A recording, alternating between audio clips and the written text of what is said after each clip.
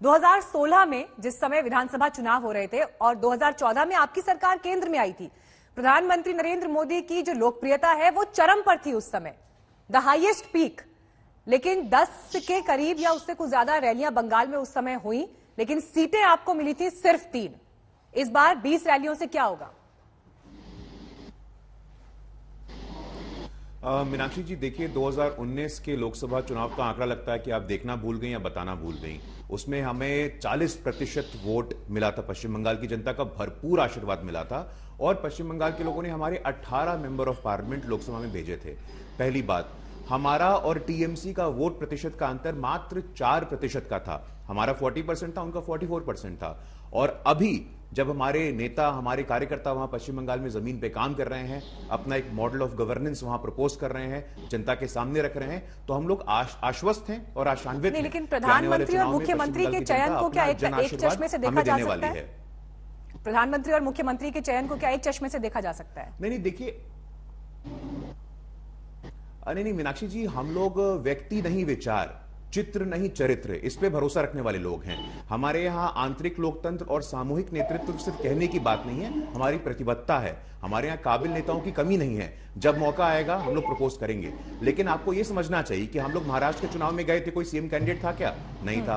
हम लोग उत्तर प्रदेश के चुनाव में गए थे, कोई सीएम कैंडिडेट था क्या? नहीं था। लेकिन आज स्थिति देखिए, काफी बेहतर है उन स्टेटों में जहां हम लोग का शासन प्रशासन रहा है। कोई भी सामाजिक आर्थिक आंकड़े आप उठा के देख लीजिए, स्कूल हो, एडुकेशन हो, हेल्थ हो, लॉ एंड ऑर्डर हो, हम लोग अच्छा कर रहे हैं। और पिछले 1 साल में जो पूरा कोरोना का कालांश निकला है, उसमें जहां जहां भी मीनाक्षी जी छोटे बड़े चुनाव हुए हैं, जनता का अपार समर्थन हम लोग को प्राप्त हुआ है। अभी गुजरात के स्थानीय चुनाव हुए हैं, अभी भी रिजल्ट आ ही रहे हैं। हम लोगों ने देखा कि भरपूर आशीर्वाद, लोगों ने हमारे मॉडल को एक्सेप्ट किया है और आशीर्वाद दिया है। ठीक है ऋजु दत्ता, सीधा दावा उनका ये कि हमारे ऊपर जनता भरोसा कर रही है और अलग अलग चुनावों में वो जीत के तौर पर दिखाई भी दे रहा है आशीर्वाद। लेकिन उनके पास जो एक बड़ी फौज नेताओं की है जो जमीन पर काम करते दिखाई दे रहे हैं, लग तो ये रहा है कि ममता बनर्जी चौतरफा गिर गई हैं। उनके पास क्या काट है प्रधानमंत्री के इस मेगा प्लान की? देखिए मीनाक्षी जी, आपको मैं बहुत बहुत नमस्कार। देखिए, मैं आपको एक चीज बोलना चाहता हूं। आपने बोला कि प्रधानमंत्री जी का 20 प्रो रैली का कार्यक्रम है बंगाल इलेक्शंस में। वो 20 क्या, वो 50 रैली करे।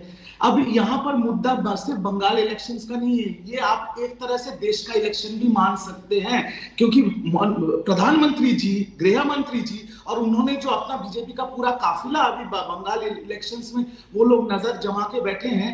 अगर यहाँ पर बीजेपी हार जाती है तो उनका रीढ़ की हड्डी टूट जाएगा और 2024 में ममता बनर्जी मोदी जी के खिलाफ एक ऑपोजिशन का चेहरा उभर के सामने आने वाला है। तो ये बहुत अहम इलेक्शन है। और देखिए, मैं आपको एक चीज बता दूं, उनका जो 7 तारीख का रैली है जिसमें आप लोग बोल रहे हैं 10 लाख लोग आएंगे, मैं आपसे निवेदन करूंगा कि आप थोड़ा बिहार और झारखंड का 9 तारीख का सेंसस ले लीजिएगा और फिर 10 तारीख का भी सेंसस ले लीजिएगा। आधा तो बिहार और झारखंड से लोग लाके ये लोग रैली में भर्ती करते हैं। और रहा बात जन समर्थन का, तो मैं आपको इतना बता दूं कि इनके परिवर्तन यात्रा फ्लॉप हो गई है। इनका इलेक्शन डिक्लेयर होने के बाद भी अभी तक कोई पॉलिटिकल मैनिफेस्टो सामने नहीं आया। इनको ड्रॉप बॉक्स लेके लोगों के पास जाना पड़ रहा है।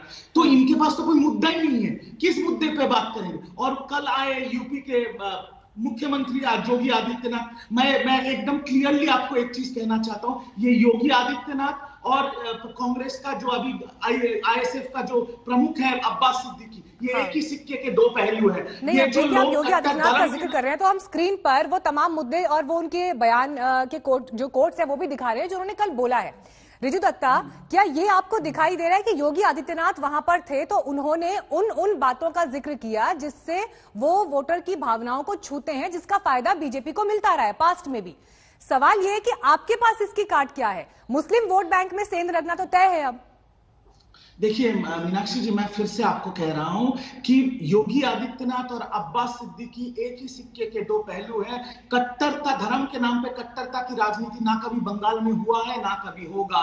जो जिनके यूपी में कल एक हथरास का घटना हुआ है, जो आपको सबको पता है, बच्ची को छेड़छाड़ करने के चक्कर में उसके पापा को ही गोली मार दिया गया, जिनके खुद की जगह में कोई लॉ एंड ऑर्डर नहीं है, रेप कैपिटल बन गया इस देश का।